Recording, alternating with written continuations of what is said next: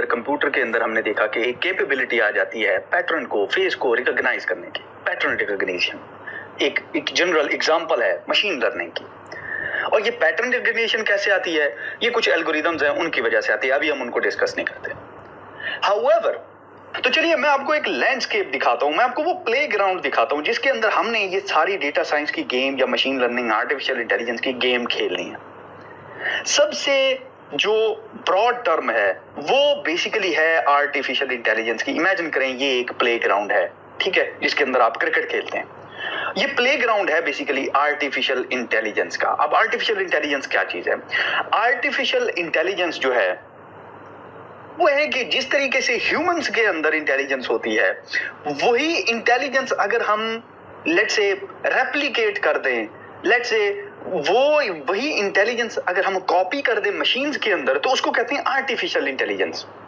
अब artificial intelligence basically दो तरीके की एग्जिस्ट करती है। नॉर्मल आर्टिफिशियल इंटेलिजेंस जो है वो है स्पेसिफिक आर्टिफिशियल इंटेलिजेंस। मिसाल के तौर पे आर्टिफिशियल इंटेलिजेंस की जितनी भी आप एप्लीकेशंस देखने वाले हैं वो स्पेसिफिक टू अ जॉब हैं। मिसाल के तौर पे सेल्फ ड्राइविंग कार है, मिसाल के तौर पे फेशियल रिकॉग्निशन है जो आपके फोन के अंदर है।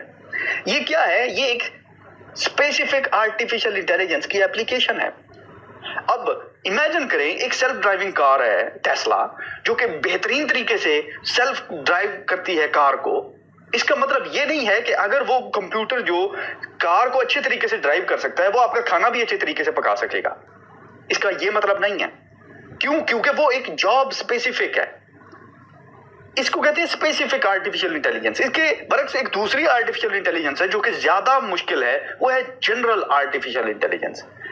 मिसाल के तौर पे ह्यूमंस जो हैं वो जनरली इंटेलिजेंट है कि अगर एक ह्यूमन गाड़ी अच्छी चला लेता है तो अगर वो सीखना चाहे तो वो बेसिकली खाना भी अच्छा पका लेगा, कंप्यूटर से तो एटलीस्ट अच्छा पका लेगा। तो ये है मेन प्लेग्राउंड। अब इस आर्टिफिशियल इंटेलिजेंस के अंदर बेसिकली एक और फील्ड एग्जिस्ट करता है जिसको बेसिकली कहते हैं मशीन लर्निंग। मैं इसको एमएल कह रहा हूं, मशीन लर्निंग। अब मशीन लर्निंग क्या करती है कि एल्गोरिदम को यूज करके, जैसा कि आपने देखा कि पिछले लेक्चर में, वो क्या करती है? पैटर्न को रिकॉग्नाइज करती है, और ये सिंगल एप्लीकेशन है। अब इस मशीन लर्निंग के अंदर एक और फील्ड एग्जिस्ट करता है जिसको कहते हैं डीप लर्निंग। मैं इसको कह रहा हूं डीएस।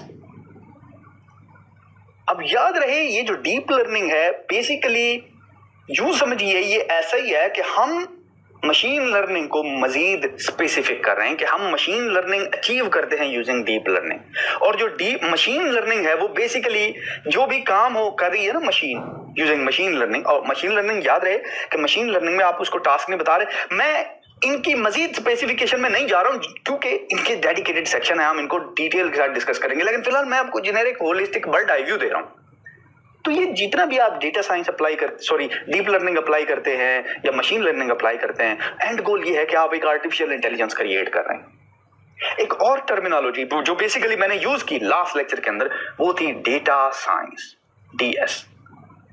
ठीक है, अब डीएस क्या चीज है? डीएस बेसिकली है डेटा साइंस। और डेटा साइंस जो है याद रहे कि जितना भी आपने काम करना है मशीन लर्निंग या आर्टिफिशियल इंटेलिजेंस या डीप लर्निंग के अंदर, वो बेस्ड होगा डेटा साइंस के ऊपर। तो इसका मतलब ये है कि एक डेटा साइंटिस्ट को आर्टिफिशियल इंटेलिजेंस के बारे में आइडिया होना चाहिए और एक आर्टिफिशियल इंटेलिजेंस के लेट्स से इंजीनियर को या के एक्सपर्ट को डेटा साइंस के बारे में आइडिया होना चाहिए। तो बेसिकली ये जो डेटा साइंस है इसका मतलब ये है कि ये जो डीप लर्निंग है ये पार्ट है डेटा साइंस का। डीप लर्निंग को मैंने डीएस लिखा हुआ बाय द वे, तो ये डीप लर्निंग डीएल कर देता हूं मैं। और इसी तरह जो मशीन लर्निंग है वो भी बेसिकली पार्ट है डेटा साइंस का, क्योंकि जिसको डेटा साइंस आती है उसको मशीन लर्निंग डीप लर्निंग आनी चाहिए, और जिसको जिसको आर्टिफिशियल इंटेलिजेंस आती है उसको डेटा साइंस का आइडिया होना चाहिए। अब ये जो डेटा साइंस और आर्टिफिशियल इंटेलिजेंस की मैंने बात की, इनको अप्रोच करने के दो तरीके हैं। इमेजिन करें, और वो दो तरीके बेसिकली क्या है उनको एक्सप्लेन कर रहा हूं मैं। इमेजिन करें ये एक दरख्त है, ठीक है, ये एक ट्री है और इस ट्री की खासियत ये है कि इसके ऊपर कुछ फ्रूट लगे हुए हैं। इमेजिन करिए मैंगो का ट्री है और इसके ऊपर 2 मैंगो लगे हुए हैं। ऑफ कोर्स आपको पता है कि ट्री के रूट्स होते हैं।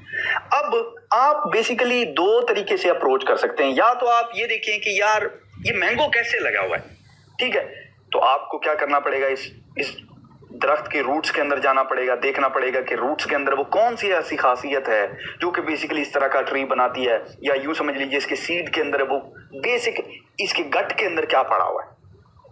दूसरा तरीका ये है कि आप सीधा जाएं, मैंगो को पकड़ें और मैंगो खा लें, ठीक है। तो इधर आप रूट की तरफ जा सकते हैं या फिर आप फ्रूट की तरफ जा सकते हैं। इसका मतलब ये है कि ये जो डेटा साइंस और आर्टिफिशियल इंटेलिजेंस है, इसको दो तरीके से हम अप्रोच कर सकते हैं। या तो हम इनकी रूट को देखें कि ये इनके पीछे जो मैथमेटिकल एल्गोरिदम्स हैं वो कैसे डिवाइस करने, उसको डिजाइन कैसे करना है, एक तो ये। दूसरा, हम इनकी एप्लीकेशंस को देखें। तो जॉब स्पेसिफिकेशन के हवाले से सिर्फ एप्लीकेशंस इंपॉर्टेंट है, क्योंकि किसी भी कंपनी ने जब आपको हायर करना है तो वो उन्होंने आपसे कोई एप्लीकेशन करवानी है। तो हमने बेसिकली जो फोकस करना है वो एप्लीकेशन यानी कि फ्रूट के ऊपर करना है, रूट के ऊपर नहीं करना। ओके, तो सो फॉर सो गुड। तो यहां पे इस लेक्चर को करते हैं क्लोज। नेक्स्ट लेक्चर के अंदर हम एक छोटा सा प्रोजेक्ट करेंगे।